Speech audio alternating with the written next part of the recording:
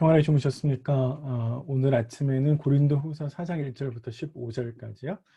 바울이 이제 사역에 대해서 변론하는 것 두 번째 시간인데, 좀 더 자세히 살피면 직분에 임하는 바울 자신의 태도에 대해서 이야기하고 있습니다.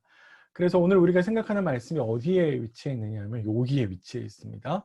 처음에 바울이 우리 사역에 승리해 주신 하나님께 감사했죠. 그리고 나서 바울은 자신의 사역이 이론적으로 정당하다라고 하는 것을 변론했는데, 우리 지난 시간에는 어제 아침이죠. 사역의 정당성에 대해서 바울이 설명을 했고요. 그래서 우리 추천서가 필요 없습니다라는 이야기를 했고, 오늘은 그래서 하나님이 그 주신 직분에 대해서 어떤 태도로 임하고 있는지를 오늘 그리고 내일 바울이 설명하고 있습니다. 오늘은 특별히 반대자와 환난 속에서도 낙심하지 않습니다. 이렇게 오늘 이야기를 정리할 수 있을 것 같아요. 그래서 오늘 이야기를 쭉 설명을 해보면 이런 이야기입니다. 낙심하지 않고 부끄러운 일을 버립니다 라고 집약적으로 이야기해놓고 난 다음에 구체적으로 어떤 문제와 관련해서 낙심하지 않고 부끄러운 일을 벌이는지, 반대자들, 특별히 반대자들과 관련해서 부끄러운 일을 벌인다라는 이야기를 먼저 하고요. 그리고 환난과 관련해서 낙심하지 않습니다라는 이야기를 바울이 합니다. 네, 이렇게 내용을 좀 정리할 수 있는데요. 오늘 저는 이 이야기를 바탕으로 해서 크게 두 가지 지점에서 생각해 보면 좋겠는데요. 먼저는 바울이 저는 부끄러운 일을 버립니다 라는 이야기를 합니다. 헬라어상으로는 조금 복잡하게 되어 있어요.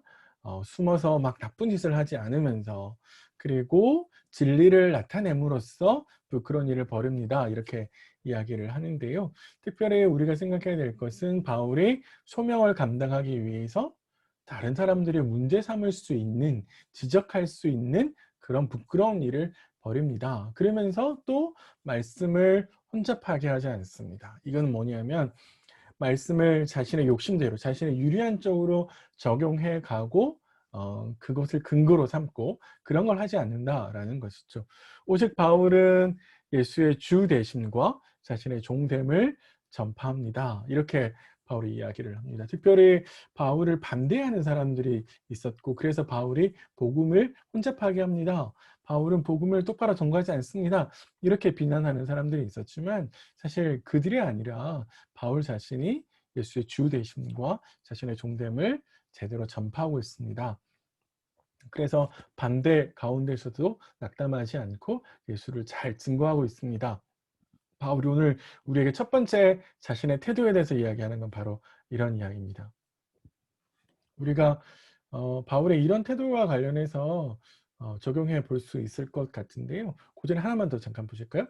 하나님의 소명을 감당하기 위해서 바울은 또 진리를 드러낸다라고 이야기를 하는 것인데, 나중에 가면 바울이 진리를 증거한다라고 이야기하고요. 또 진리대로 사는 것이 무엇인지를 바울이 보여줍니다. 그래서 오늘 이 이야기를 가지고 우리가 좀 적용을 해볼 수 있을 것 같은데요. 우리는 보통 어, 그리스도인이라면 나쁜 거 하지 않으면 되지, 이렇게 생각할 수 있는데, 사실 성경에서 이야기하는 거는 나쁜 것 하지 않는 것에서 멈추지 않고 선한 일을 행하는 데까지 나아가야 된다라고 이야기를 하거든요. 그러니까 사실 복음을 위해서 진리를 전파하는 바울과 같이 우리는 사실 이웃에게, 공동체 지체들에게 진리를 드러내는 선한 행동을 해야죠. 어떻게 우리가 어떤 모습으로 이웃을 대하고 공동체 지체들을 대하고 있는지, 그들을 괴롭히지 않는 것만으로 내 역할을 다하는 것이 아니라 그들에게 선한 행동을 해야 된다라고 하는 것을 좀 생각해 보시면 좋을 것 같고요. 두 번째는 복음의 진리를 본다라고 하는 것은 사실 내 안에 있는 욕심을 밀어내고 세상의 유혹을 저런히 자르는 것이죠.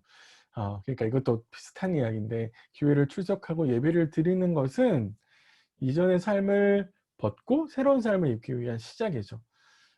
그러니까 우리에게 주의 말씀에 순종하고 일상의 삶을 말씀으로 또 순종으로 물들여가는 일들이 필요합니다. 그러니까 자꾸 큰 거에서부터 하는 것이 아니라 일상의 아주 작고 사소한 일에서부터 우리가 말씀을 적용하고 말씀대로 살려고 애쓰는 그런 노력들이 필요합니다. 우리는 바울의 첫 번째 태도에서 이러한 것들을 좀 적용해 볼 수 있을 것 같고요.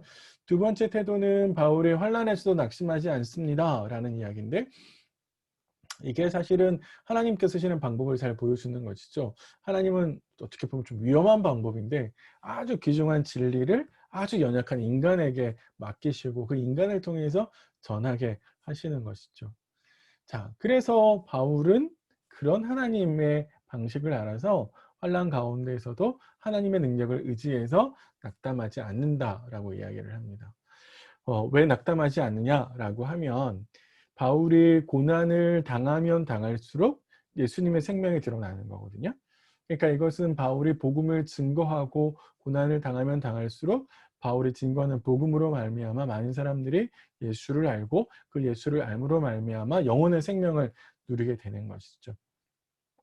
궁극적으로 바울이 이러한 사역들을 해 나갈 수 있는 이유는 뭐냐면 바울이 부활을 소망하기 때문에 그렇다라고 이야기를 합니다.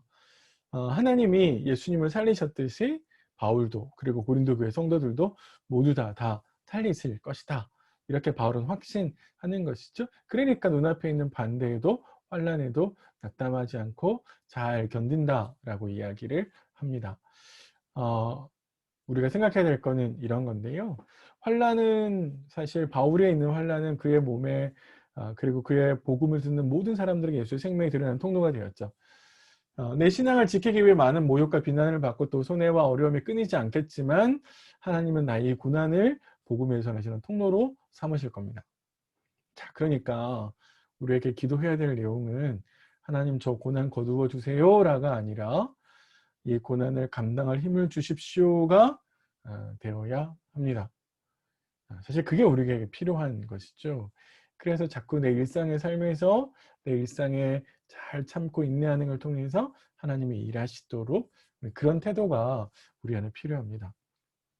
마지막으로요.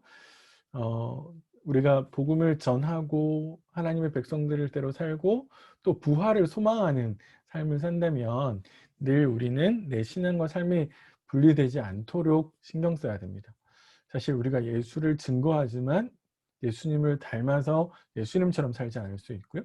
예배를 드리지만 삶은 거룩하지 않을 수 있고 기도를 드리지만 내 말은 사실 진실하지 않을 수 있거든요.